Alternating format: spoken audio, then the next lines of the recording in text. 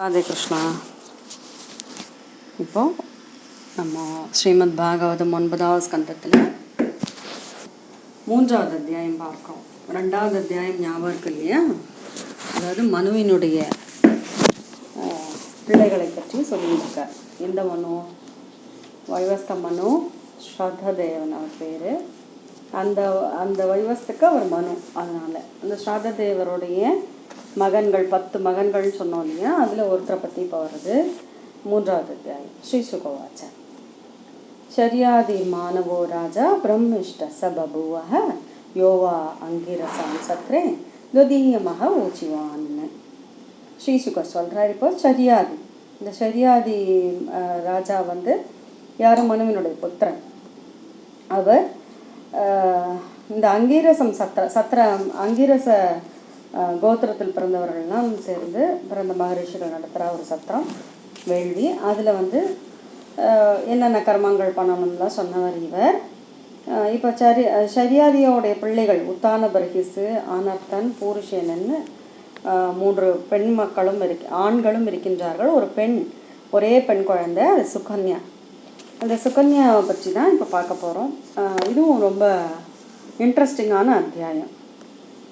சுகன்யா நாம தஸ்யாசி கன்யா கமல லோச்சனா, ரொம்ப அழகான கமல லோச்சனம், தாமரை போன்ற கண்களையுடைய அழகான பெண்ணாம் இந்த சுகன்யா. அவன் தயா சார்தம் வனகதோ, அவள் கூட இவர் வனத்துக்கு சென்றார். யார்? அப்பா ஷர்யாதி சுகன்யாங்கிற தன்னுடைய மகள் கூட சேர்ந்து கானகத்துக்கு போனார். அங்கே சிவன முனிவருடைய ஆசிரமத்துக்கு போயின்னு இருக்கார். அது அங்கே பார்க்கறதுக்காக போகிறார். இந்த சுகன்யா என்ன பண்ணுறா, இந்த எப்பயுமே வெளில போகிறச்சு இந்த குழந்தைகள்லாம் அப்படியே நல்ல வளர்ந்த பெண் தான், இளம் பெண். அப்படியே அந்த வனத்தினுடைய அழகெல்லாம் பார்த்துட்டு வருவாங்க. புதுசாக நம்ம ஒரு இடம் போனால் அப்படியே பார்த்துட்டு போவோமே, அதே போல் இவள் என்ன பண்ணா, சகீபிகி பரிவிருதா, எல்லா தோழிகளோடு சேர்ந்து விசின் வந்தியங்கிரிவான்னு வனி, ரொம்ப அழகான வனத்தினுடைய விசித்திரமான அழகுகள் எல்லாம் பார்த்துன்னு போகிறா. அப்போ பார்த்தா வல்மீகரன்றே தத்ருஷே கத்யோதே இவ ஜோதிஷி. வல்மீகம் ஒரு பொற்று இருந்தது, அங்கேருந்து அப்படியே வந்து ஒரு பளபளான 2 பளிச்சுன்னு இருக்க பூச்சி மாதிரி 2த்தை பார்த்தா. அதாவது ஒரு பொற்று பார்த்தா அதில் வந்து 2 மின்னருது, 2 பாயிண்ட்டு மின்னருது. உடனே இவளுக்கு வந்து என்னென்னா, அவள் இன்னும் பாலாவாக தான் இருக்கா, சின்ன குழந்தையாக தான் இருக்கா. தெய்வ சோதிதா பாலா, தெய்வத்தினுடைய பிரேரணையினாலும் இந்த பாலா என்ன பண்ணா, ஜோதிஷி கண்டகேனவை அவித்யன் முக்த பாவேன சுசுராவஸ்ட ததோபகு. இவளுக்கு என்னென்னா, அந்த 2 துவாரம் அப்படி ஒளி வீசுறது அப்படிங்கிறதுனா அவளுக்கு வந்து அது என்னன்னு தெரிஞ்சுக்கணும் அப்படிங்கிறதுக்காக ஒரு முள்ளை எடுத்து ஒரு குத்திட்டா. அந்த 2த்துலேயும் அங்கேருந்து ரத்தம் வழிய ஆரம்பிச்சுடுத்து. அதே நேரம் படையோடு அந்த மிருகயாவினத்துக்கு வந்த இந்த ராஜாவினோடலாம் மலமூத்திர விசர்ஜனம் அப்படியே தடைப்பட்டு விட்டான். ஷர்யாதி வந்து தன்னுடைய அப்படியே எல்லாரையும் பார்த்து சொல்கிறா, இங்கே யார் சிவன முனிவருக்கு ஏதோ நீங்கள் வந்து விசேஷிதம் பண்ணியிருக்கேன், யார் என்ன பண்ணேன் அப்படின்னு. வெத்தம் கேனாபி நஸ்தஸ்ய கிருதமாசிரம தூஷணம்னு அவன் சொல்கிறார். இவர் ஆசிரமத்தில் ஏதோ தப்பு பண்ணியிருக்கல, அதனால தான் அப்படி நடக்கிறதுங்கும்போது சுகன்யா அங்கேருந்து பயந்துட்டு அங்கே வரா. சுகன்யா பிராக பிதரம் பீதா கிஞ்சித் கிருதம்மையா, நான் தான் பண்ணிட்டேன் இந்த மாதிரி, கிஞ்சித் கிருத்தம்மையா, என்னால் தான் இது நடந்தது. தே ஜோதிஷி அஜானந்தியா நிர்பின்னே கண்டகேனவை, ரொம்ப ஜோதிஷாக இருந்தது 2 துளைகள், 2 துளைகள், அது என்னன்னு பார்க்கறதுக்காக நான் தான் வந்து ஒரு குச்சி எடுத்து குத்திட்டேன்ப்பா, தெரியாமல் பண்ணிட்டேன் அப்படிங்கும்போது இவர் வந்து ரொம்ப கஷ்டமாக போயிடுது. ஐயோ பொண்ணு இப்படி பண்ணிட்டாளேன்னு சொல்லிட்டு முனிவர், யார் அந்த முனிவர் பேர்னா சிவன முனிவர், அவரை வந்து ஸ்துதி பாடுறார். இவர் மன்னிச்சுடுங்கோ அப்படின்னு சொல்லிட்டு முனிம் பிரசாதயாமாச, அப்படியே அந்த வல்மீகத்தில் தானே இருக்கார் அவர். அதை வந்து பார்த்துட்டு அப்படியே ஸ்துதி பாடின உடனே அவருடைய மனதில் என்ன இருக்குது அப்படிங்கிறது இவருக்கு தோணித்தான். அதாவது பெண்ணினுடைய அப்பாவான ஷர்யாதிக்கு தோணித்தான். இவளால் தானே இந்த கண்ணே போயிடுது, அதனால் இவளை வந்து அவரை சுஷ்ரூஷணம் பண்ணுறதுக்காக அவருக்கு மனம் முடித்து கொடுக்க வேண்டும் என்று நினைந்து அவர் தன் பெண்ணை ஒப்படைத்தார்.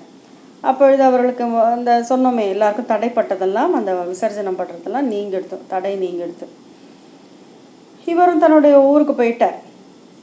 இந்த பெண்ணான சுகன்யா எப்படின்னா, சுகன்யா சவனம் பிராப்பிய பதிம் பரம கோபனம் பிரீணயாமாச சித்தன்யா. அதுதான் முக்கியம். அதாவது அவருக்கு யூஸ்வலாகவே பரம கோபம் வரும். ஆனாலும் அவள் பிரீணயாமாச ரொம்ப அன்போடு அவருக்கு என்னெல்லாம் பண்ணணுமோ சுশ্রூஷையெல்லாம் பண்ணி கொண்டு வந்தாள். கசியஜித்வத காலசிய நாசத்யாவாசிரம் ஆகதோ. அப்போது கொஞ்ச நாள் அப்படி போயிடுத்து. அஸ்வினி தேவர்கள் அங்கே வரா. வந்த உடனே இவர் அவர்களுக்கு ஷோடசோபச்சாரம்லாம் பண்ணுறார். அக்கியம் பாத்தியம் ஆச்சமணியெல்லாம் பண்ணி, உங்களுக்கு தான் எல்லாமே செய்ய முடியும். அஸ்வினி குமாரர்கள் தான் நம்ம சொல்லுவோம் இல்லையா, அவர்கள் they are the first surgeons, plastic சர்ஜன்ஸ்லாம் சொல்லுவோம். அப்போ அவரிடத்துல சொல்கிறா, இவர் கேட்குற, உங்களால் தான் எல்லாம் பண்ண முடியுமே, அதனால் எனக்கு இந்த வயோ ரூபம் பிரமதானம் யதீப்சிதம், என்னுடைய வயோ ரூபம், என்னுடைய வயது ரூபம் எல்லாம் மாறணும், இளமையாக இருக்க வேண்டும். அதனால் இந்த பெண்ணுக்கு ஏற்ற மணவாளனாக நான் இருக்க வேண்டும். உங்களுக்கு சோமபானமெல்லாம் கிடைக்காது ஹோமத்தில், வேள்வியில், நான் அதை தந்துடுறேன், அதுக்கு உண்டானதெல்லாம் நான் செய்கிறேன் அப்படின்னோடனே அவர்களும் சரி பாடம், ஓகே ஓகே சந்தோஷம் அப்படின்னு சொல்லிட்டு பாடம் இத்யூஜதுர் விப்ரவினந்திய விஷக்தமம். அந்த விஷக்குன்னா தெரியும் இல்லையா, சசநாமம் சொல்கிறோமே, பேஷஜம் விஷக்குன்னு, மருத்துவருக்கு மருத்துவனானவன் மருத்துவன் விஷக்குன்னு அர்த்தம். சரியா? சரி சரி, நீங்கள் என்ன பண்ணுங்கோ, நிமஜ்ஜதாம், அங்கே இருக்கே அந்த மடு, அதில் போய் குளிங்கோ. நிமஜ்ஜதாம் பவானஸ்மின் ஹிருதய சித்தம் நிர்மித்தே, அங்கே போய் நீங்கள் குளிங்கோ அப்படின்னு சொல்லி நீராடுங்கன்னு சொல்லியாச்சு. அவர் சொன்ன மாதிரியே அவரும் நேராக போய் இத்தியுக்தோ ஜயா கிரஸ்த தேகோ தமன் நிசந்ததக, அதில் போய் நீராடினார். அப்படி எழுந்துக்கிறார். அதாவது அவர் நீராட போகும்போது அவரோட எப்படி இருந்தாலும் ரொம்ப மோசமாக இருக்கார். மூட்டு நரைச்சி தோல் எல்லாம் சுருங்கி அவ்வளவு மோசமாக பார்க்கறதுக்கே சகிக்காமல் இருந்தவர் அப்படி போய் நீராடி அப்படி வெளியில் வரலாம். நீராட தனியால் இந்த அஸ்வினி குமாரர்கள் ரைட் அண்ட் லெஃப்ட் இருக்கா, சேர்ந்து அவர்கள் அந்த மடுவில் போய் நீராடி அப்படி வெளியில் வரலாம். எப்படி இருக்கான்னா, அந்த அழகா அப்படி வெளியில் வர்றது பார்த்தா வனிதா பிரியாக இருக்கா. வனிதா பெண்கள் எல்லாம் பார்த்து மோகிக்கும் வகையில் இருந்தா. அப்படி எப்படி இருந்தா அப்படின்னா, பத்மஸ்ரஜக குண்டலின ஸ்துல்ய ரூபாக சுவாசசக, ரொம்ப அழகான பட்டெல்லாம் உடுத்தி, காதில் குண்டலங்களெல்லாம் போட்டுன்ட்டு, ரொம்ப அழகாக பத்மஸ்ரஜக நல்ல தாமரை மாலையெல்லாம் அணிந்துண்டு அப்படியே ஒரு தேக காந்தியோடு அப்படி வெளியில் வந்தாராம். எல்லாரும் பார்க்குறா. எல்லாரும் என்ன, சுகன்யா பார்க்குறா தன்னுடைய கணவர் இப்படி இருக்கா சிவனர்னு. ரொம்பவும் அவள் ஆச்சரியமாக பார்க்கின்றார். இவரும், அதாவது இவர் 3 பேரும் ஒரே மாதிரி வந்த உடனே யாருன்னு தெரியல. தன்னுடைய கணவர் யாராக இருப்பாருன்னு அதை யோசிச்சுட்டு அவள் சொல்கிறா, எனக்கு தனியாக தெரியல யாருன்னு, அஜானதி பத்தியும், என்னுடைய பத்தி யாருன்னு தெரியல, அதனால் என்னுடைய பத்தியை எனக்கு அடையாளம் காட்டி கொடுங்கள்னும் போது அஸ்வினி தேவர்களை அவரை காட்டுவார். அவ்வளோ அஸ்வினி தேவர்களுக்கு ஒப்ப அழகை அவர் அடைந்தார் அந்த பதிபக்தினால். இப்போ சொல்ல வேண்டிய விஷயம் இதுதான், பதிபக்தி. அப்போ சிவன முனிவர் ரொம்ப அழகாக இப்போ இளமையாயிட்டார். இப்படி ஆசிரமத்துக்கு போனார். அப்படி அவ 2 பேரும் இருக்கா. யார்? சுகன்யா பக்கத்தில் சிவன முனிவர் அப்படி உட்காந்துருக்கார், ரொம்ப அழகாக இருக்கார். அந்த நேரத்தில் ராஜா தன் மகளை ஷரியாதி மகளை பார்க்கறதுக்காக வந்த உடனே நேராக போய் சுகன்யா நமஸ்காரம் பண்ணான். உடனே நன்னாருன்னு சொல்ல வேண்டாமோ, இவர் கோவம் வந்துடுது. என்ன இவ்வளோ ஒரு புதுசாக ஏதோ ஒரு ஆள் உட்காந்துருக்கானே, சிகீர்ஷிதம் தே கிமிதம் பதிஸ்துவய பிரலம்பித்தோ லோக நமஸ்தோ முனிகி, அந்த முனிவருக்கு நீ எப்படி துரோகம் பண்ணுவேன்? யார் இவன்? இந்த மாதிரிலாம் பண்ணலாமா? ஜரா, அந்த ஜரையோடு இருக்கவன் அதனால் நீ அவனை விட்டுட்டு போகலன்னு நினச்சியா? நீ விஹாய ஜாரம் பஜசே அமுத்பகம். இப்படியெல்லாம் பண்ணலாமா? தப்பு பண்ணி இப்படி யாரோ ஒரு இளைஞன் இருக்கின்றானே இங்கே, நீ எப்படிப்பட்ட குலத்தில் பிறந்தவள்? பிரசூதே குலதூஷணம் விதம். இந்த குலத்துக்கே நீ தூஷணம் பண்ணுற மாதிரி இப்படி ஒரு செயலை பண்ணியிருக்கியே, இந்த மாதிரிலாம் பண்ணால் உனக்கு நரகம்தான் அப்படின்னுட்டு அப்படியே கோபமாக கத்துறார். அப்போ உடனே சிரிக்கிறா. ஏவம் பிரவாணம் பத்திரம், இந்த மாதிரி பித்தா சொன்ன உடனே ஸ்மயமானா சுச்சிஸ்மிதா, அழகாக ஒரு சிரிப்பு சிரிக்கிறா இந்த சுகன்யா. சிரிச்சுட்டு சொல்கிறா, ஓவாச்ச தாத்த அப்பா ஜாமாதா தவைஷ பிருகுநந்தனக, உங்களுடைய ஜாமாதா தான் இவர், உங்களுடைய மாப்பிள்ளை தான்ப்பா இவர், பிருகு வம்சத்தினுடைய பிருகு நந்தனனான சிவன மகரிஷி தான் இவர் அப்படின்னு சொல்கிறா. அது மட்டும் இல்லை, சசம் சபித்ரே தத் சர்வம் வயோரூபாபிலம்பனம், எப்படி இந்த வயசும் ரூபமுமாக இளமையாக இவர் மாறினார், அஸ்வினி தேவர் அருளால் மாறினாருங்கிறதெல்லாம் சொல்கிறா. விஸ்மிதா, அது கேட்டு விஸ்மிதா பரமபிரீத தனையா பரிஷஸ்வச்சி, அந்த பெண்ணை தன்னுடைய மகள் இப்படிலாம் சொல்லிட்டாளேன்னு சொல்லிட்டு பரிஷஸ்வச்சி அவளுக்கு அணைத்துக் கொள்கின்றார். ரொம்ப சந்தோஷப்படுறார். சௌமேன யாஜேன் வீரம் கிரகம் சோமஸ்ய சாகிரஹீத். அப்போது சரியாதி மன்னன் வந்து சோமயாகம்லாம் செய்து அதை வந்து இவரால் சிவன முனிவரால் அஸ்வினி தேவர்களுக்கு அந்த சோமரசந்திரனுடைய கிரக பாத்திரத்தை கொடுத்தார். அதை அவர் சொல்லின்னு இருக்கார். சொல்லிட்டு இப்படி, அதாவது சிவன முனிவர் இதை கொடுத்துட்டார். கொடுத்த உடனே இந்திரனுக்கு கோபம் வந்துடுது. அதாவது இந்திரனுக்குத்தான் சோமவானம் அளிக்க வேண்டும், சரியா? இப்படி சொன்னோடனே கோபம் வந்துடுத்து. சிவன முனிவர் தோ கொல்றேன் பாரு என்னோட வஜ்ராயத்தாலன்னு அப்படி கையில் அப்படி எடுத்தானா. வஜ்ரம் சத்தியம் மன்யு ஒரு மர்ஷிதா, அப்படியே அமர்ஷமான கோபம், பெரும் கோபம்.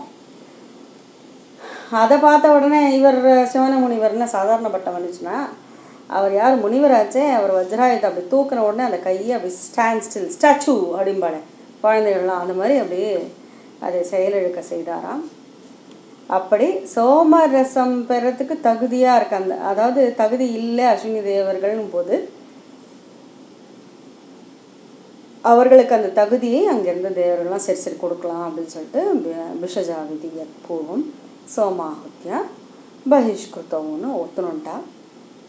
சரியாதி மனவன் உத்தான வர்கிய ஆனார்தனன் பூருஷன்னு 3 பிள்ளைகள் பிறந்தார்கள். அதாவது சுகன்யா ஒரு மகள், 3 ஆண் குழந்தைகள். அதில் ஆனர்த்தனுக்கு தான் ரேவதன்னு ஒரு மகன் பிறந்தான். இந்த ரேவதன் தான் குச்சஸ்தலி, அதாவது துவாரகை நகரை நிர்மாணித்து அங்கேருந்துட்டே எல்லாத்தையும் ஆண்டு வந்து கொண்டிருந்தவன். துவாரவதி, துவாரகை இல்லை துவாரவதி, ஓகே. அப்போது அவனுக்கு வந்து 100 குழந்தைகள். தஸ்ய புத்திர சதம் ஜன்யே. அதில் மூத்தவன் வந்து ககுத்மி. அவன் தன்னுடைய மகளான ரேவதி அழிச்சின்னு போய் ககுத்மி ரேவதின் கன்யாம் ஸ்வாமாதய விபுங்கதக, என்னதுக்கு அவனுக்கு நல்ல ஒரு ஜாமாத் வேணும், மாப்பிள்ளை வேணும்னுட்டு பிரம்மலோகத்துக்கே போயிட்டான். அங்கே போனால் பிரம்மலோக கதவு அப்படியே கன்யாவரம் பரிபிருஷ்டம் பிரம்மலோக மபாவிருத்தம் உள்ள நுழைஞ்சான். அது எப்பயுமே திறந்து தானே இருக்கே. அவர்த்தமானே காந்தர்வே சிதிலோ அப்லக்தர்ஷன க்ஷணம். அங்கே அப்படி பார்த்தா அப்படியே அங்கே பிரம்மதேவர் அப்படி பார்த்துட்டு இருக்காருங்க. இவன் வந்து அங்கெல்லாம் நல்ல பாடல்களும் மாடல்களும் நடந்து கொண்டு இருக்கின்றது. அது முடியட்டோன்னு அப்படி பார்த்துட்டு இருக்கான். ததந்த அது முடியட்டும் பார்க்கறச்சு ஆத்தியமானம்ய சுவாபிப்பிராயம் நிவேதிக்கிறான். என்ன வந்து ரெக்வஸ்ட் பண்ணுறான்னா, தன்னுடைய மகளுக்காக வந்து அவர் சொல்கிறார், எனக்கு நல்ல ஒரு மருமகன் கிடைக்க வேண்டும், அதுக்காக தான் வந்தேன் அப்படிங்கும்போது இவர் சிரிக்கிறார். சிரிச்சுண்டே பிரம்மதேவர் சொல்கிறார், அஹோ ராஜன்னு நிறுத்தாஸ்தே காலேன ஹிருதியே கிருதாக. நீங்கள் எதையோ நினச்சிட்டு வந்திருக்கேன், இந்த காலம் வந்து ஓடிடுத்தே. தத் புத்திர பௌத்ரணம் த்ரூணாம் கோத்ராணிச்சன சுண்மகே. இப்போது புத்திர பௌத்திரர்கள் பற்றி எல்லாம் கூட, அதாவது காலம் ரொம்ப ஓடிடுத்து. நீங்கள் இவர் வந்தார் காத்துட்டு இருந்தார்னு சொன்னால காலம் எவ்வளோ ஓடிக்குன்னா, காலோபியாத திருணவ சதுர்யுக விகல்பிதா. 27 சதுர்யுக காலம் முடிந்துடுத்து. அப்போ தான் வந்து அந்த நேரத்தில் தத் கச்ச நீங்கள் போங்க. எங்கே போனோம் தெரியுமா? தேவ அம்சோ பலதேவோ மகாபலக. பகவானுடைய அம்சம் பகவானே பலதேவனாக பலராமனாக அவதாரம் செய்திருக்கின்றார். அங்கு போங்கோ, தத் கச்ச அங்கே போங்கோ அப்படின்னு சொல்லி பிரம்மதேவன் சொல்ல, ரேவதி யாருடைய மகள்? ககுத்மிங்கிறவனுடைய மகள் ரேவதி. சரியா? அந்த அந்த துவாரவதியை ஆண்டு கொண்டிருந்த ரேவதன், கரெக்டா? அவனுடைய மகன் ககுத்மியுடைய ரேவதி. அதாவது தாத்தா பேர் ரேவதன், பொண்ணு பேத்தி பேர் ரேவதி. இப்போ பலராமனுக்கு கன்யாரத்னமாக, கன்யாரத்னமிதம் ராஜன் நரரத்னாய தேஹிபோஹோ. நரர்களில் ரத்னமான பலராமருக்கு கன்யைகளில் ரத்னமான ரேவதியை மனம் செய்வித்து கொடு. பகவானுடைய பாராவதாராய பகவான் பூதபாவனக அவதீர்ணோ நிஜாம்சேன புண்ணியஸ்ரவண கீர்த்தனக. இப்படி அதாவது பகவானே பலராமனாக அவதாரம் பண்ணியிருக்கார். அவருடைய அருமையான திருவிளையாடல்கள் திருப்பெயர்கள் என்னெல்லாம் சொன்னாலும் அவர்களுக்கு எப்பொழுதுமே நன்மையே பெரும் புண்ணியமே கிடைக்கும் என்று பிரம்மதேவர் சொல்ல, ககுத்மி அதை கேட்டு நமஸ்காரம் பண்ணிவிட்டு நேராக குச்சஸ்தலி நகரத்தை விட்டுட்டு எங்கெங்கேயோ வஸ்து வந்துருந்தா அந்த யக்ஷர்கள் பயத்தினால. அப்போ இங்கே ககுத்மி நேராக தன்னுடைய மகளான ரேவதியை பலராமனுக்கு திருமணம் செய்வித்தார். சுதாம் அப்படின்னு சொல்லிட்டு தன்னுடைய சுதையை பலாய பலசாலினி, அழகான பலசாலியான பலராமருக்கு திருமணம் செய்து விட்டு நாராயண ஆசிரமம் போயிட்டார். இது நரநாராயணனுடைய ஆசிரமம் இருக்குல்லையா, பத்ரிகாசிரமம் சென்றார் அப்படின்னு சொல்லி 3வது அத்தியாயத்தை முடிக்கிறார். अथ नवमस्कन्धे तृतीयोऽध्यायः. श्रीशुकोवाच शर्यातिर्मानवो राजा ब्रह्मिष्टः बभूवः यो वा अंगिरसां सत्रे द्वितीयम् अहूचिवान् सुकन्या नाम तस्यासीत् कन्या कमललोचना तया सार्धं वनगतो ह्यगमच्यवनाश्रमं सा सखीभिः परिवृता विचिन्वत्तङ्घ्रिपान् वने वल्मीकरन्ध्रे ददृशे कद्योते इव ज्योतिषि ते दैव चोदिता बाला ज्योतिषी कण्टकेन वै अविद्यन्मुग्धभावेन सुस्रावाश्रक्तधो बहु शक्रन्मूत्रनिरोधो भून् सैनिकानां च तत्क्षणात् राजश्रीस्तमुपालक्ष्य पुरुषान् विस्मितो ब्रवे अप्यभद्रं न युष्माभिः भार्गवस्य विचेष्टितं व्यक्तं केनाभिनस्तस्य कृतमाश्रमदूषणं सुकन्या प्राह पितरं भीता किञ्चित् कृतं मया द्वे ज्योतिषी अजानन्द्या निर्भिन्ने कण्टकेन वै दुहिदुस्तध्वज श्रुत्वा शर्यातिर्जातसाध्वसः मुनिं प्रसादयामास वल्मीकान्दर्हितं शनैः तदभिप्रायमाज्ञाय प्रादादुहितरं मुनेः कृच्छान्मुक्तस्तमामन्त्र्य पुरं प्रायासमाहितः सुकन्या चवनं प्राप्य पतिं परमकोपनं प्रीणयामास चित्तज्ञा प्रमत्तानुवृत्तिभिः कस्यचित् त्वतकालस्य नासत्यौ अवश्रमागतौ तं पूजयित्वा प्रोवाचा वयो मे दत्तमीश्वरौ गृहं गृहीष्ये सोमस्य यज्ञे वामप्य सोमपोः क्रियतामेव यो रूपं प्रमदानां यदीप्सितं भाडमित्युच्चतुर्विप्रम् अभिनन्द्य बिषक्तमौ निमज्जतां भवानस्मिन् हृदे सिद्धिविनिर्मिते इत्युक्त्वा जरयाग्रस्त देहो धमनि सन्दतः हृदं प्रवेशिदोष्विभ्यां बलिपलितविप्रियः पुरुषास्त्रय उत्तमस्तुः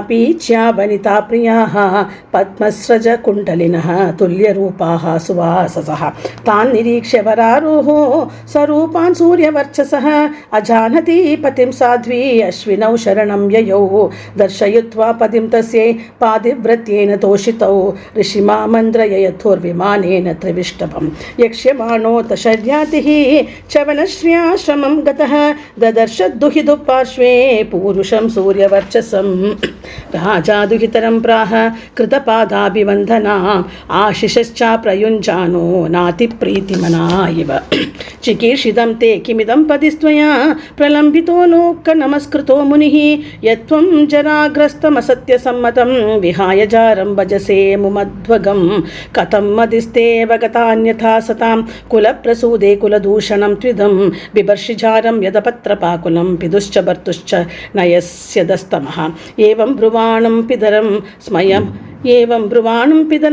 स्मयमाना सुजिस्मिता उवाच तादजामाता तवैष भृगुनन्दनः शशंस पित्रे तत्सर्वं वयोरूपाभिलम्भनं विस्मितः परमप्रीतः तनयां परिशस्वचे सोमेन याजयन् वीरं गृहं सोमस्य चाग्रहीन् असोमभूरप्यश्विन्नोः चवनस्वेन तेजसा हन्तुं तमाददे वज्रं सद्यो मन्युरमर्षितः सवज्रं स्तम्भयामास भुजम् इन्द्रस्य भार्गवः अन्वजानं स्तधक् सर्वे गृहं सोमस्य चाश्विनौ विषजाविति यत्पूर्वं सोमाहुत्या बहिष्कृतौ उत्थानबर्हिरानर्थो भूरिशेन इति त्रयः शर्यातेरभवन् पुत्राः आनर्ताद्रेवतो भवन् सोन्दसमुद्रे नगरीं विनिर्माय कुशस्थलीम् आस्थितो भुङ्क्ते विषयान्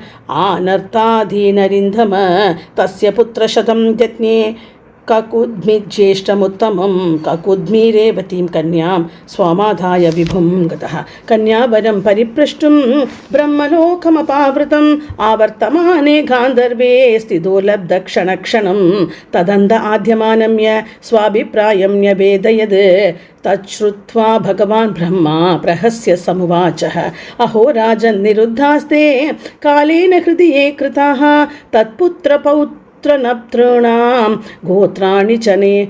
गोत्राणि च न गृह्महे कालोऽभियादास्तृणव चतुर्युगविकल्पितः तद्गच्छ देवदेवांशो बलदेवो महाबलः कन्यारत्नमिदं राजन् नररत्नाय देहि भोः भुवो भारावताराय भगवान् भूतभावनः अवतीर्णो निजांशेन पुण्यश्रवणकीर्तनः इत्यादिष्टोऽभिवन्द्याजं नृप स्वपुरगमागतः त्यक्तं पुण्यजनत्रासां भ्रातुभिर्दिक्ष्वस्थितैः सुतां दत्त्वानवध्याङ्गी भलाय बलशालिने भदराख्यां गतो राजा तप्तुं नारायणाश्रमं श्रीहरे नमः श्रीहरे नमः श्रीहरे नमः गोपिका जीवनस्मरणं गोविंद गोविंद सद्गुरुनाथ महाराज की जय. ஸ்ரீமத் பாகவதம் 9வது ஸ்கந்தம் 4வது அத்தியாயம் பார்க்குறோம். அடுத்த மகனை பற்றி மனுவுக்கு 10 பிள்ளைன்னு சொன்னோம் இல்லையா. இப்போ இந்த அத்தியாயத்தில் 4வது அத்தியாயத்தில் மனுவினுடைய மகன் நபகன், அவனுடைய மகன் நாபாகன், அவனுக்கு இன்னொரு பேர் இருக்குது கவி அப்படின்னு. அதாவது அவர் குருகுலத்துக்காக பிரம்மச்சாரியாக இருந்து அப்படியே சாஸ்திரங்கள்லாம் கற்றுக்கிறதுக்காக போயிருக்க.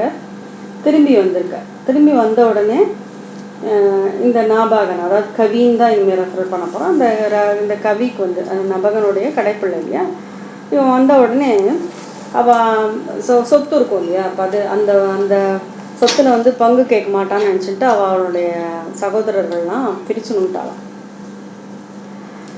அப்போது அதாவது இது யாருன்னா மனுவினுடைய பேரன், ஓகேவா. மனுவினுடைய மகனோட கதை சொல்லிட்டு இருக்கோம். மகன் நபகனுக்கு நிறைய மக்கள் இருக்கா. அதில் ஒரு கடைசி பையன் பேர் கவி. குருகுலத்துலேயும் அவன் சொத்தில் பங்கு கேட்டுருவான் அப்படின்னு நினச்சிட்டு இருக்கா. இவன் என்ன பண்ணிட்டா, தான் சொத்தெல்லாம் பிரிச்சுக்கிட்டான். மற்றவர்கள் அதை பிடிச்சுட்டவா என்ன சொல்லிட்டா, இவன் வந்த உடனே பாரு உனக்கு என்ன தெரியுமா சொத்து, அப்பா தான் அப்படின்னுட்டா. இவன் என்ன சொத்து நீங்கள் எனக்கு வச்சுருக்கேன்னா அப்பா தான் உனக்கு சொத்துன்னு சொல்லி பிரித்து கொடுத்தா மாதிரி அவள் சொல்லிட்டா. இதுவும் போய் அப்பாட்ட சொல்கிறது, அப்பா இது மாதிரி சொல்லியிருக்கா பித்தரம் தவ உண்மைதான் எனக்கு சொத்தாக சொல்லியிருக்கின்றாருன்னா அவள் சொல்கிறதெல்லாம் கேட்காத. சரி உன்னை வஞ்சனம் பண்ணிட்டான். அதாவது இவன்கிட்ட இப்போ ஒன்றுமே இல்லை, பணமே இல்லை. அப்பா சொல்கிறார், இமே அங்கிரச சத்திரம் ஆசேதே அத்திய சுமேதச. அங்கிரச கோத்திரத்தில் இருக்க மகரிஷிகள்லாம் இப்போ சத்திரயாகம் செய்து கொண்டிருக்கின்றார்கள். ஷஷ்டம் உபேத்தியாக கவே முகியந்தி கர்மணி. அங்கே போயிட்டு, அதாவது ஷஷ்டம் 6 நாட்கள் செய்யணும். அந்த கர்மானுஷ்டானங்கள் அவர்களுக்கு இப்போ தெரியாமல் இருக்குது. நீ போய் அவர்களுக்கு அதை செய்வித்தாயானால் உனக்கும் நீ அதனால் உனக்கு பலன் கிட்டும் அப்படின்னு சொல்லி அவ ஆரம்பிச்சிட்டா. உடனே அதாவது அந்த சத்திரயாகம் பண்ணனா என்ன ஆகும், அதுக்குண்டான செல்வம் அவர்களுக்கு எப்பயுமே நம்ம சொல்ல, அவர்கள் விட்டு செல்கின்ற செல்வமே அவ்வளோ இருக்குமா, அது கிடைக்குமேன்னு சொல்லிட்டு தான் இவர் அனுப்புகிறார். இவன் என்ன பண்ணா, இந்த நாபாகன் அந்த கவி என்ன பண்ணா, சரி போய் பண்ணி கொடுத்துட்டான் எல்லாத்தையும். உடனே அவள் நிறைய பணம்லாம் செல்வம்லாம் கொடுத்துட்டான். அதை எடுத்துன்னு போகலான்னு நினைக்கும்போது வடக்கு பக்கத்துலேருந்து ஒருத்தர் வரான். தம் கஷ்டித்து ஸ்வீகரிஷ்யன் தம் புருஷக கிருஷ்ண தர்ஷன. கருப்போ ஒருத்தர் நிற்கிறார். உவாச்சோதரத்தோபியேத்திய மமேதம் வாஸ்துகம் வசு. இந்த பார்க்குறார். பார்த்துட்டு இங்கே இருக்கிறதெல்லாம் எனக்கு தான்ப்பா சேரும் அப்படின்னு சொல்லிட்டார். நாபாகனுக்கு ஒரு மாதிரி ஆயிடுது. இதுன்னா எனக்கு தான் கொடுத்துட்டு போறா, மமேதம் ரிஷிபி தத்தம் இதெல்லாம் எனக்கு ரிஷிகள் எனக்கு தானே கொடுத்தா, அப்போ எனக்கு தானே வரணும். தர்கி ஸ்ம மாணவ சியானவத்தே பிதரி பிரஷ்னக. இது என்ன? உடனே அவர் சொல்றார், அதுக்கு பரவாயில்ல, இது என்னதான் சேரணும், நீ வேணா உன் அப்பா கிட்ட போய் கேள அப்படின்னு சொல்லியிருக்கேன். இவனும் போய் அவர்கிட்ட கேட்ட உடனே மீந்ததெல்லாம் கரெக்டு தான்ப்பா. தக்ஷ பிரஜாபதி கூட இந்த மாதிரி ஒரு வேள்வி பண்ணார். அந்த வேள்வி சாலையில் முடிஞ்ச உடனே என்னெல்லாம் மீஞ்சிருக்கோ அதெல்லாம் ருத்ரனுக்கு தான் கொடுத்தா. அவருக்கு தான் அதில் ரைட்ஸ் இருக்குது. ருத்ரன் தான் இதை வாங்கிக்கிறதுக்கு அருகதை இருக்குது. சர்வம் அருகதி, சர்வனுக்கு தான், சர்வன்னா ருத்ர பகவானுக்கு தான் அதுக்கு அருகதை இருக்கின்றதுன்னு சொல்லிட்டார். உடனே நேரம் வந்தார். சரி இந்தாங்க உங்களது தான் இதெல்லாம் சொல்லிட்டார் அப்பா, நான் தான் தப்பு பண்ணிட்டேன், மன்னிச்சுடுங்கோ துவாம் பிரசாதேன்னு சொல்லி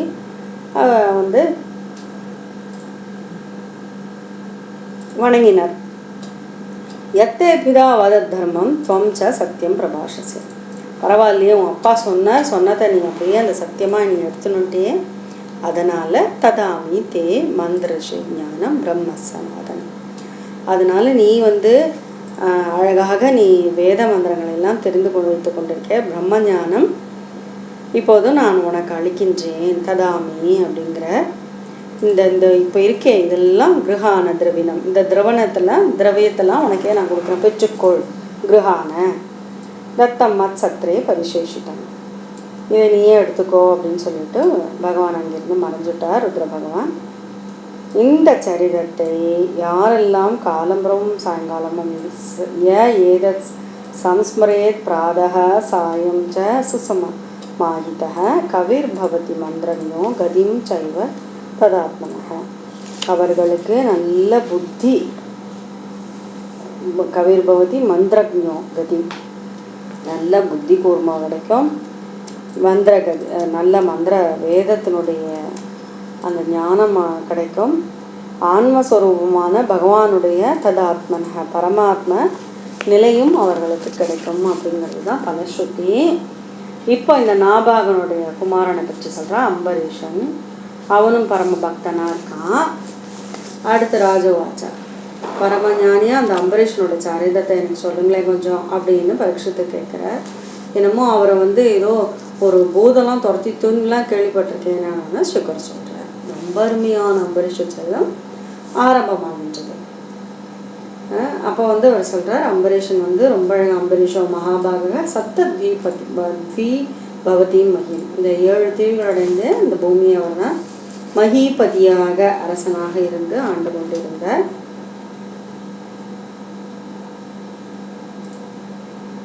ஆனால் அவருக்கு நம்மளை மாதிரி அறியாமல் இல்லை. இதெல்லாம் அழிந்து போகக்கூடிய வஸ்துங்கிறது தெரிஞ்சது. ரொம்பவும் வாசுதேவே பகவதி தத் பக்தேஷுச்ச சாதுஷம், பகவானிடத்துல வாசுதேவனிடத்திலும் அவர்களுடைய பாகவதோத்தமரிடத்திலும் பக்தர்களிடத்திலும் சாதுக்களிடத்திலும் அவ்வளோ ஒரு பக்திமானாக இருந்தார். அவர் எப்பொழுதுமே சவை மனக கிருஷ்ண பதார விந்தையோவோ வச்சாம்சி வைகுண்ட குணானுவர்ணேன. அவர் வைகுண்டநாதருடைய அந்த குண வர்ணனைகளை எல்லாம் பாடுறதுலையும் அதிலேயே மனதை ஈடுபட்டு கொண்டு இருந்தார். அது நல்ல பாகவதோத்தமனாக இருந்தாருங்கிறத சொல்கிறார். அப்போது அவருக்கு என்ன பண்ணணும்னா முகுத்த லிங்காலய தர்ஷனே திருஷம்னு என் கண்ணால் எதான பார்க்கணும்னா பகவானுடைய முகுந்தனுடைய அழகான லிங்க தேகம், அந்த அர்ச்சா ரூபத்தை பார்க்கணும், அவருடைய கோவிலை பார்க்கணும். தத் பிரத்யேகாஸ்திர ஸ்பர்ஷே அங்க சங்கமம். அதை ஸ்பர்ஷனம் பண்ணுறதுலையும் அதை எல்லாரையும் அவருடைய பாகவதோத்தமர்களை ஸ்பர்ஷிப்பதையும் அவர்களை கொண்டாடுவதும் தான் தன்னுடைய தேகத்தினாலான பயன். கிராணம் ச தற்பாத சரோஜ சௌரவி. கிராணம் மூக்கானது அவருடைய சரோஜம் அழகான தாமரை போன்ற அந்த திருவடிகளில் விழுகின்ற அந்த துளசி அதை மட்டுமே நுகர வேண்டும். இதை தான் நாராயண பட்டத்திரி அங்கே சொல்லியிருப்பார். நாராயணியர்கள் இல்லையா, ஞாபகம் இருக்கா?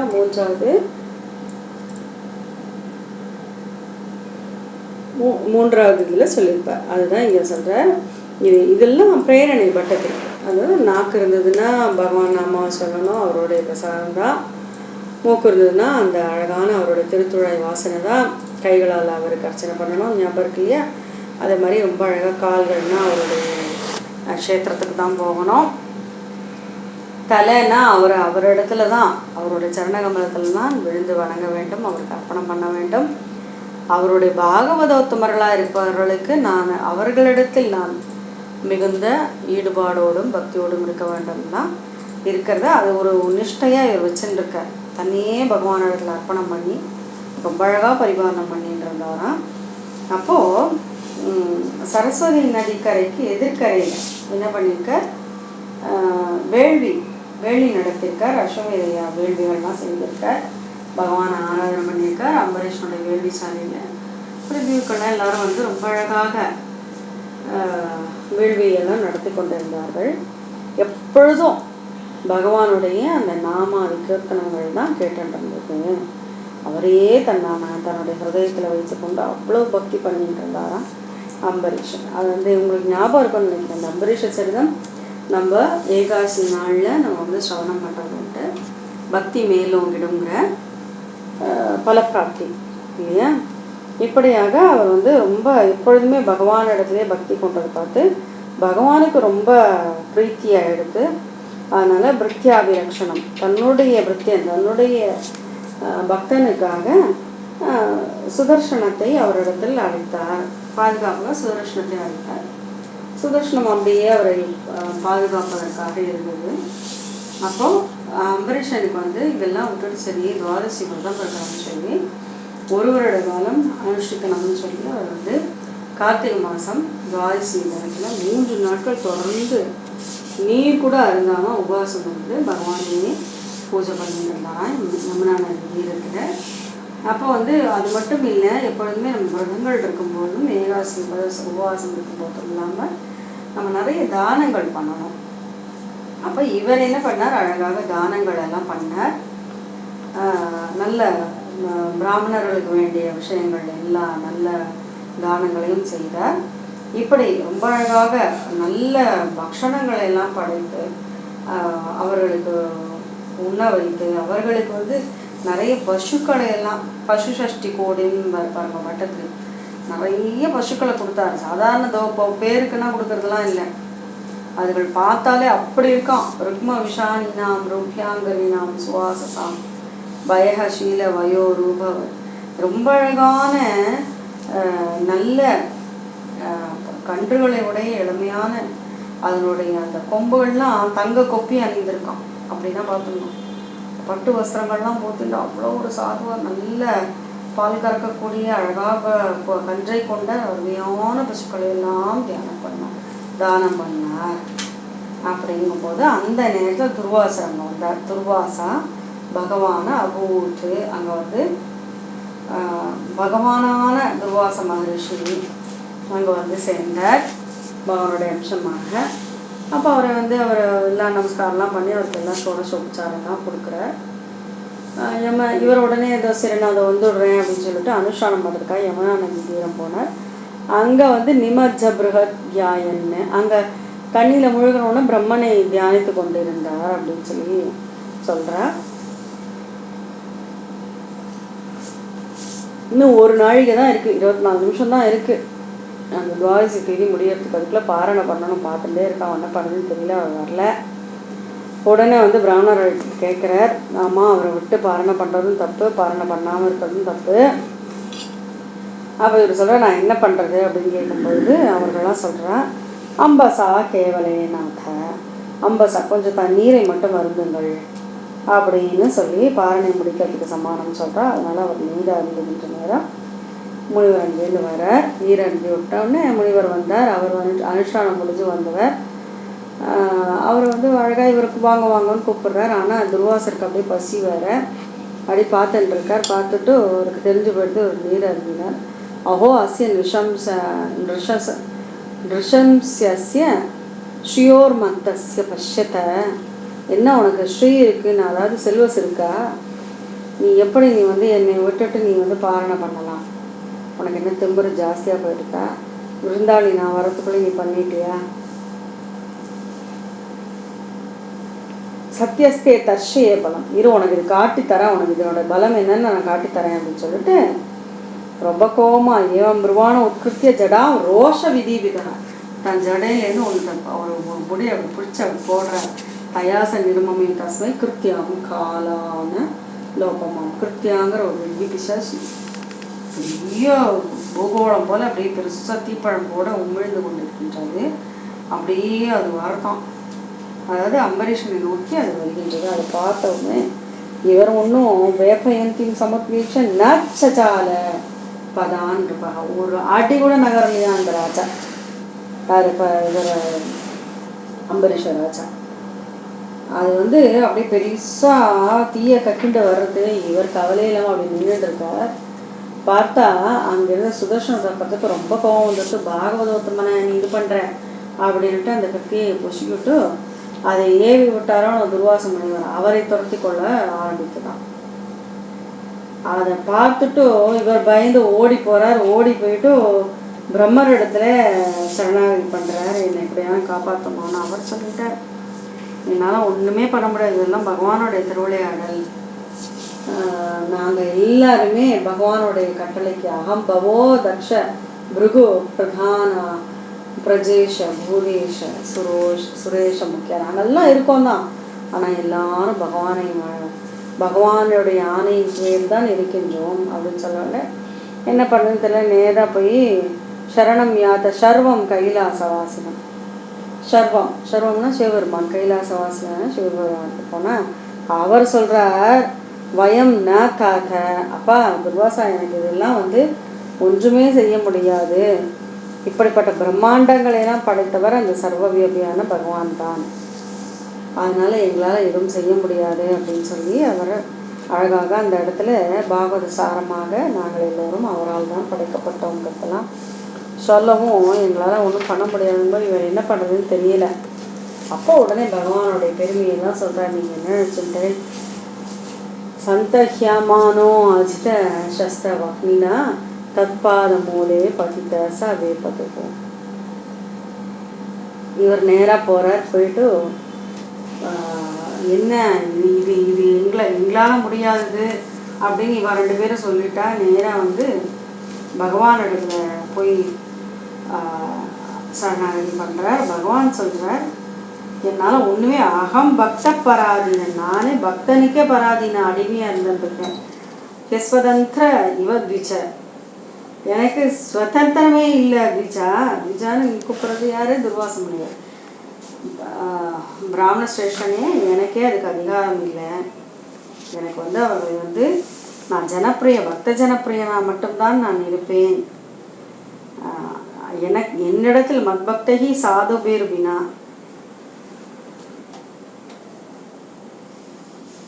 அவர்களுக்கு நானே ஆசிரியமாக இருக்கின்றேன். அதனால இது அவர்களை விட்டு விலகவே மாட்டேன் நான் என்று சொல்லி அவர் சொல்கிறார். சொல்லிவிட்டு என்ன சரணாகதி பண்ணவனுக்கெல்லாம் என்ன கஷ்டம் வரும், அதனால நான் ஒன்றுமே பண்ண முடியாது. ஒரு ஸ்திரீ எப்படி தன்னுடைய பர்த்தாவுக்கு உண்மையானவளாக இருக்கின்றாளோ அதே போல் நான் என்னுடைய பாகவதாளுக்கு நான் என்றுமே ஆசிரியமாக இருக்கின்றேன் என்று சொல்லி அவர் அந்த பக்தியினுடைய பெருமையாக சொல்லிட்டு இருக்கார் ரொம்ப அழகாக. மத்சேவியா பிரதீதம் ச சாலோக்கியாதி சதுஷ்டயம் நேச்சந்தி சேவியா பூர்ணா குதோன்யத் கால வித்ருதம்.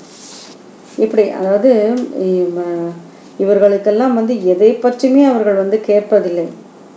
அவர்களுக்கு இந்த தர்ம அர்த்த காம மோட்சத்தில் கூட விருப்பம் இல்லை, அந்த 4 விஷயத்தில் கூட விருப்பம் இல்லை. அப்படிப்பட்டவர்கள் என்னுடைய பக்தர்கள். அவர்கள்தான் எனக்கே ஹிருதயமாக, சாதவோ ஹிருதயம் மஹ்யம், என்னுடைய ஹிருதயமே அந்த சாதுக்கள் தானே. சாதுனாம் ஹிருதயம் துவகம்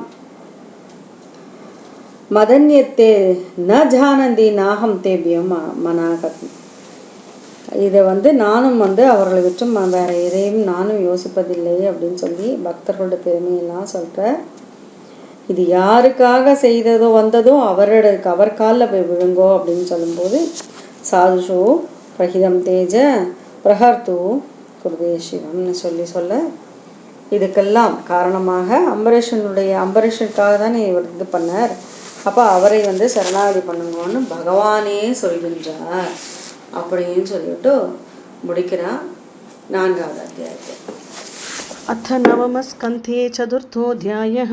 श्रीशुकोवाच नाभागो न भगापत्यं यं तदं प्राधरकविं यविष्टं व्यभजन्धाय ब्रह्मचारिणमागतं भ्रातरो भाङ्क्त किं मह्यं भजामपितरं तव त्वाममार्यास्तथा भाङ्क्षुः मा पुत्रक तथा धृताः इमे अङ्गिरससत्रम् आसत्येद सुमेधसः षष्ठमुपेत्याह कवे मुह्यन्ति कर्मणि त्वां स्त्वं संशयसूक्ते 2 वैश्वदेवे महात्मनः ते स्वर्यन्दो धनं सत्र परिशेषितमात्मनः दास्यन्ति ते दत्तान् गच्छ तथा स कृतवान् यथा तस्मै दत्त्वा ययुस्वर्गं ते सत्र परिशेषितं तं कश्चित् स्वीकरिष्यन्तं पुरुषकृष्णदर्शनः उवाच उत्तरतोऽभ्येत्य ममेदं वास्तुकं वसु ममेदं ऋषिभिर्दत्तम् इति तर्हि स्म मानवः स्यानौ ते पितरि प्रश्नः पृष्टवान् पितरं तदा यज्ञवास्तु गतं सर्वम् उच्छिष्टं ऋषयस्क्वचित् चक्रुर्विभागं रुद्राय सदेव सर्वमर्हति नाभागस्तं प्रणम्याह तवेश किल वास्तुकम् इत्याह मे पिता ब्रह्मन् शिरसा त्वां प्रसादये यत्ते पिता वदद्धर्मं त्वं च सत्यं प्रभाषसे ददामि ते मन्त्रदृशे ज्ञानं ब्रह्मसनातनं गृहाण द्रविणं दत्तं मत्सत्रे परिशेषितम् इत्युक्त्वान्दर्हितो रुद्रो भगवान् सत्यवत्सलः य एतत् संस्मरेत् प्रातः सायं च सुसमाहितः कविर्भवति मद्रज्ञो गतिं चैव तदात्मनः नाभागादम्बरीशो भून्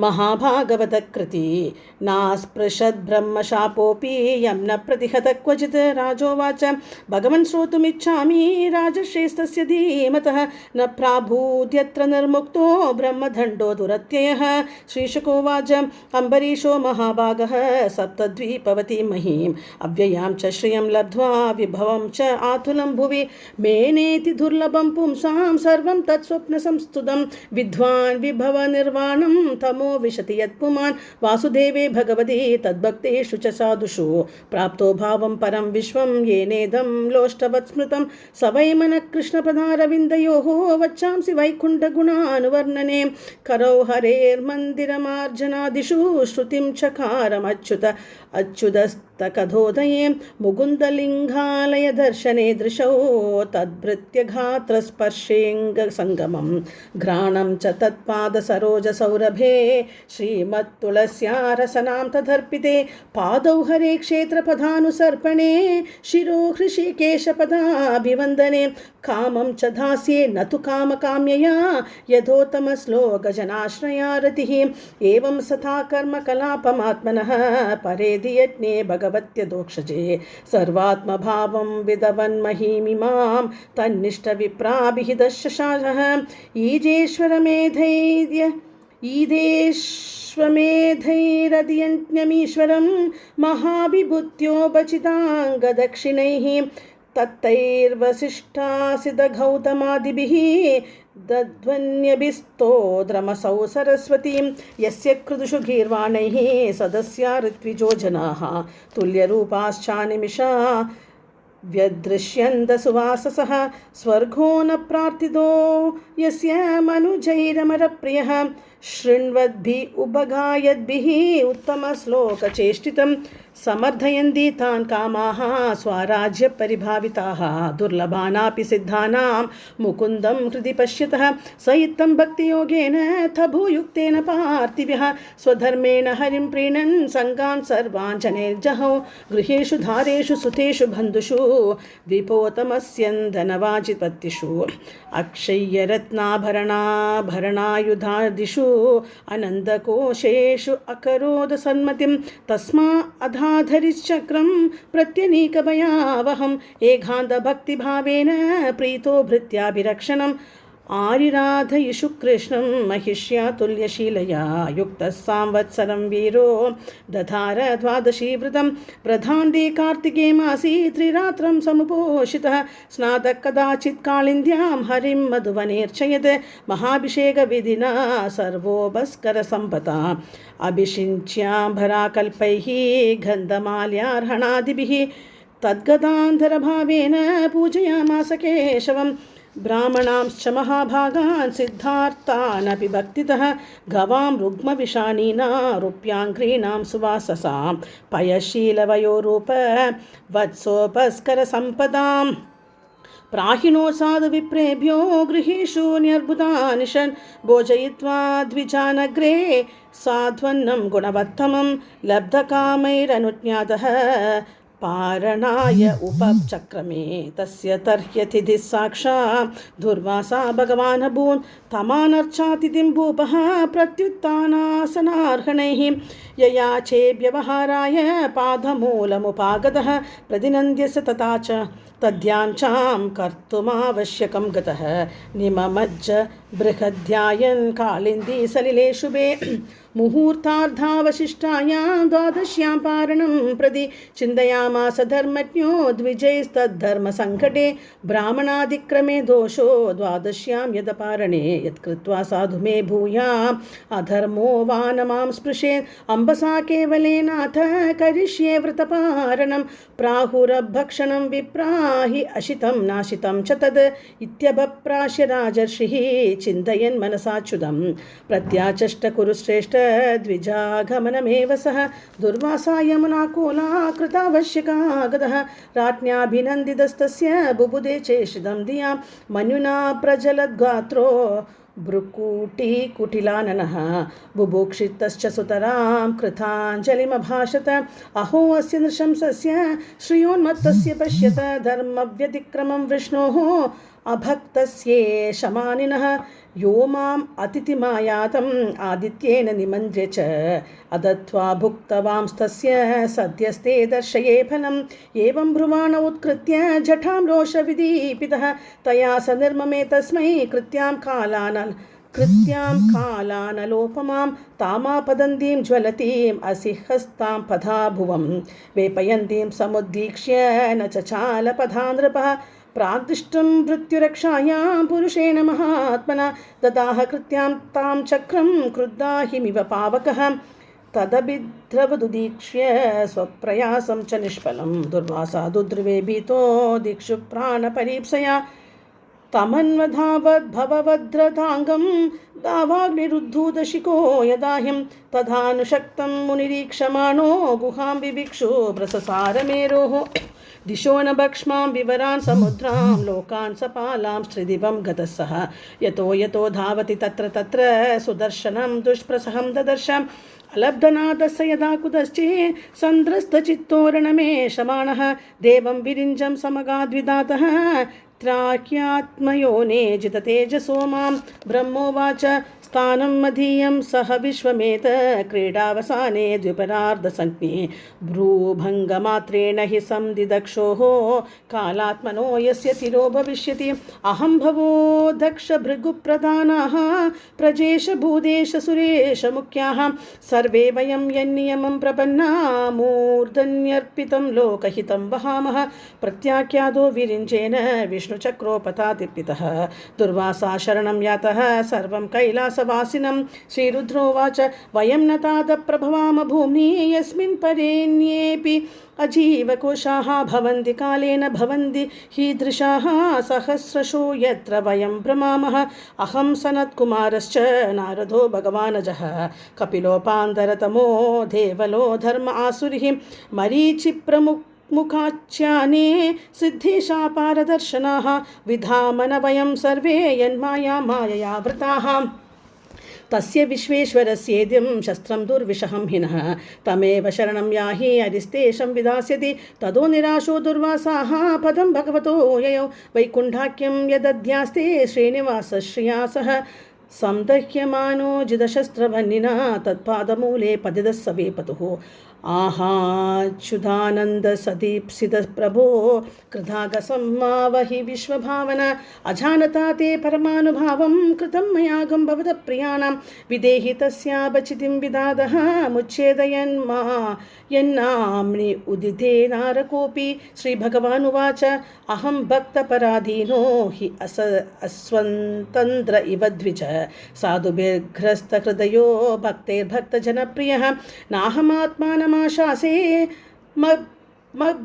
भक्तैर्साधुभिर्विना श्रियं च आत्यन्तिकीं ब्रह्मन् येषां गतिरहं परा ये धाराघारपुत्राप्तान् प्राणान् वित्तमिमं परं हित्वा मां शरणं याताः कथं तास्त्यक्तुमुत्सहे मयि निर्बन्धहृदयाः साधवः समदर्शनाः वशीकुर्वन्ति मा भक्त्या सत्स्त्रियः सत्पथिं यतां मत्सेवया प्रतीतं च सालोक्यादिचतुष्टयं न इच्छन्ति सेवया पूर्णाः कुतोऽन्यत्कालविद्रुतं साधवो हृदयं मह्यं साधूनां हृदयं त्वहं मदन्यत्तेन जानन्ति नाहं तेभ्यो मनागपि उपायं कथयिष्यामि तव विप्र शृणुष्व तद् अयं ह्यात्मा विचारस्ते यतस्तं यादु वैभवान् साधुषु प्रहितं तेजः प्रहर्तु कुरुते शिवम् तपो विद्या च विप्राणां निःश्रेयः सकरे उभे तयेव दुर्विधीतस्य कल्पेते कर्तुरन्यथा